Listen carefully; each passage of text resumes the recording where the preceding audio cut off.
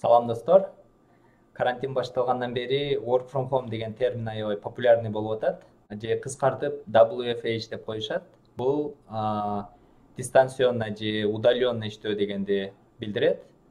Көбүнчө IT компанияларда кеңири колдонулат. Удаленно иштөө дегенде бул офиске барбай, өзүңө ыңгайлуу болгон жерден компаниянын серверлерине, ошол дейта центрдеги же клауддагы серверлерге кошулуп жумуштарды аткаруу.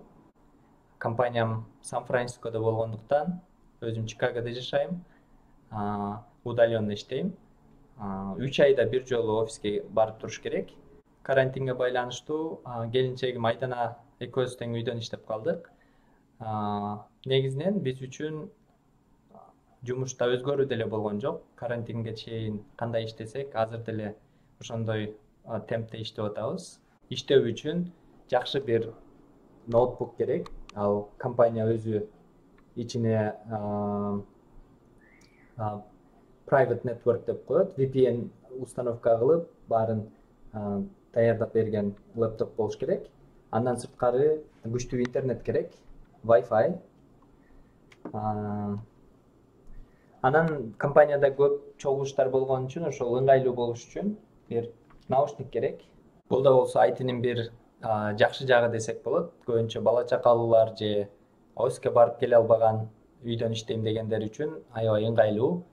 Окуйм деп ойлонуп аткандар дагы бир жолу жакшылап ойлонгула, окугула. Бизде Чикагодо дагы карантин жарыялаган. Ошого байланыштуу убакытты туура пайдаланууга чакырам. Азыр көптөгөн онлайн порталдар арзандатууларды жарыялашты.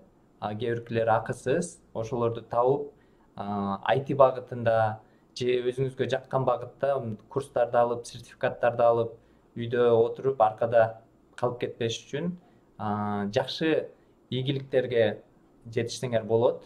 Эшикте карантин, бул каникул деп түшүнбөйлү. Ошондуктан эксперттердин, врачтардын айтканын туура жана так аткарууга чакырам. Биз өзүбүздү эле, жалгыз өзүбүздү эле ойлобой, коомду дагы ойлоп, башкаларды да ойлоп, ошол үйдө отуруп, коомго таркап кетпеш үчүн колдон келген баардык аракеттерди жасайлы. Буйруса бул күндөр дагы артта калат. Баарыбыз чогуу бул дартты жеңебиз деп ойлойм.